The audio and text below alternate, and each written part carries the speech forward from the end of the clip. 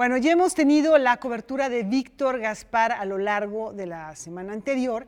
Ahora nos tienes un recuento de algunos de los aspectos, son muchos los que se pueden tratar. Has elegido un par de personajes que son fundamentales para entender las últimas décadas de nuestra historia. Preséntanos, por favor, al primero de ellos, que resulta muy destacado porque son secuelas de la guerra. Así es, sin duda, bueno, la gama de temas y de personajes que se abordan en los premios Nobel en una cubrida de esta índole son variados y sobre todo están en un cambio constante, dado que los paradigmas de paz y de guerra, los conflictos que se están planteando son ya de naturaleza diferente. Justamente uno de los entrevistados, el segundo que les vamos a presentar, hablaba de esta polarización entre este-oeste, entre el capitalismo y el socialismo, pero finalmente el socialismo empieza a caer a partir de los años 80, 90. El caso es que después de ese paradigma ya no hubo referentes, consecuentemente también los referentes de paz. El fin de las ideologías. El fin de las ideologías, el fin de esta polarización y también la secuencia, la secuela de esta guerra y de esta tensión, pues evidentemente generó conflictos armados que llevaron a las diversas naciones inmiscuidas en estas actitudes belicosas a desarrollar armamento, y en parte de ese armamento tiene que ver con las minas antipersona, las bombas minas de terrestres. racimo, de lo más cruel que puede haber. Sin ¿no? duda, porque además este armamento no se terminaba con la guerra, seguía plantado literalmente en la tierra y ha cobrado la vida de miles de personas en muchas regiones. Afortunadamente no ha sido el caso de México, pero sí en muchas regiones. Sigue habiendo, lamentablemente, sigue cobrando vidas, o por lo menos también sigue dejando mutiladas a las personas, pérdida de brazos, de piernas, de gente joven, de gente que ni siquiera tenía referencia de ello. Y de ello nos habla precisamente Jody Williams, quien tiene importantes logros en su labor en promoción de la paz. Vamos a ver qué nos dijo en la ciudad de Mérida en esta Cumbre Mundial de Premios Nobel de la Paz.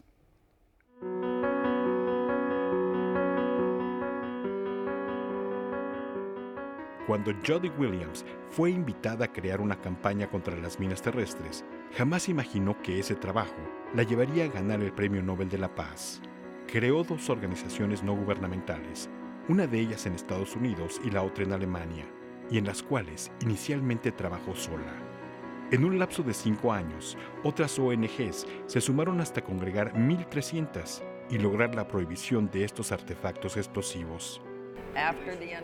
Después de la guerra, las minas permanecieron donde estaban. A veces las colocaban en las orillas de los ríos donde las mujeres iban a lavar su ropa. Ahí en el río, los árboles, en campos de arroz en Camboya. Permanecían ahí. Y los soldados regresaron a casa al finalizar la guerra y se llevaron sus rifles, sus tanques, todas sus cosas. Pero las minas terrestres estaban ya instaladas y no llevaban un registro en mapas, por lo tanto, no saben dónde están. Consecuentemente, toda persona que fue herida o muerta ya fue un civil. Bajo campañas y presión política, poco a poco se fueron sumando países que veían a parte de sus ciudadanos morir o perder extremidades a causa de estas minas. El último conteo era de 166 países en el mundo que son parte del tratado. Incluso países como los Estados Unidos, que no firmó, Rusia, China, se dejaron de producir para su exportación. Los Estados Unidos no las han usado por años, es por eso que no es una prohibición, es mucho mejor cuando se trata de desarme que solamente regular, porque cuando regulas la gente hace trampa. Cuando es una prohibición, sabes que no puedes producir y no las puedes usar consecuentemente. La estigmatización de quien usaba minas terrestres era enorme y los Estados Unidos querían ser un chico bueno, pero no firmaron. Pero la lucha por la paz de Jody también se ha ampliado a otros horizontes tecnológicos. A su lucha contra las minas terrestres ha seguido la denuncia y lucha contra formas de tecnología de inteligencia artificial aplicada al armamentismo, los robots asesinos. ¿Cómo puede un ser humano tener el poder para decidir sobre la vida y la muerte de otro ser humano? Es aterrador. Para mí eso indica un total colapso de la moralidad en los círculos militares y en la denominada industria de la defensa, que es una industria de la guerra. Hacen tanto dinero que les encanta crear nuevas armas. La visión de Jody Williams también habla de la apología de la violencia. Pero la violencia es, como digo, normalizada. Veamos la violencia de bandas criminales aquí y en los Estados Unidos. Es de esperar que haya violencia en la vida. Si aceptas eso, obviamente en mi país esto se acepta, cualquier persona que quiera puede tener un arma. Entonces gente que está de alguna manera perturbada puede tomar un arma y matar gente. Eso es modelación del comportamiento, como sabemos. Vimos a este hombre que mató 50 personas y se volvió famoso a pesar de que esté muerto. Noticias Matemos 22, más. Víctor Gaspar.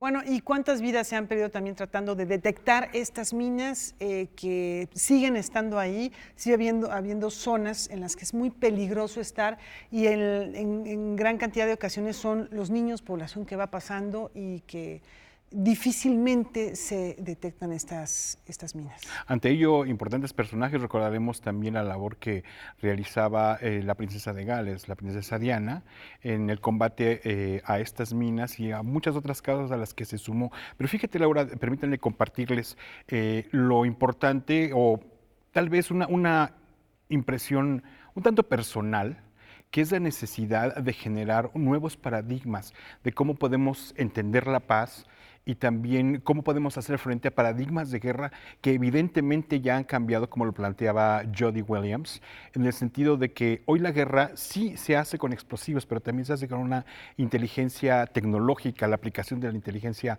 artificial, y que esto permite también un distanciamiento de aquel combatiente que teníamos enfrente, un soldado, y que de pronto, bueno, pues desaparece y su aniquilación simplemente depende de un solo botón.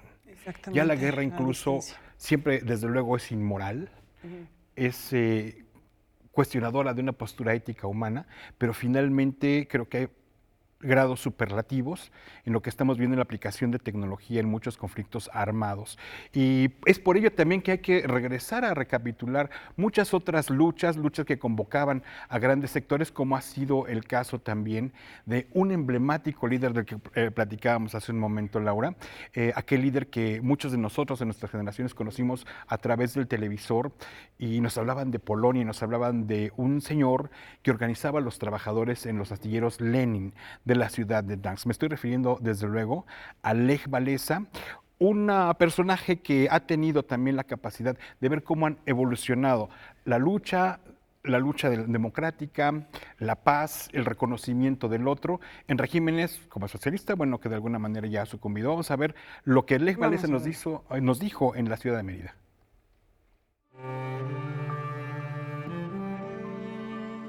En agosto de 1980, el mundo veía a un trabajador de los astilleros de Dansk, en Polonia, desafiar al gobierno de su país y al monolítico bloque socialista.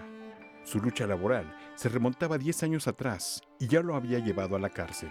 Crearía el legendario sindicato Solidaridad, ganaría el Premio Nobel de la Paz y llegaría al más alto cargo de su país.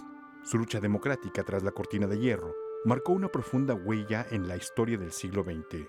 Hoy, esa lucha la ve desde otras perspectivas. Mi historia, la que mencionan, eran tiempos distintos, una época totalmente distinta. Todas esas estructuras, organizaciones, incluso la democracia que habían dentro de los estados, de fronteras. Hemos eliminado las fronteras, por lo menos en Europa.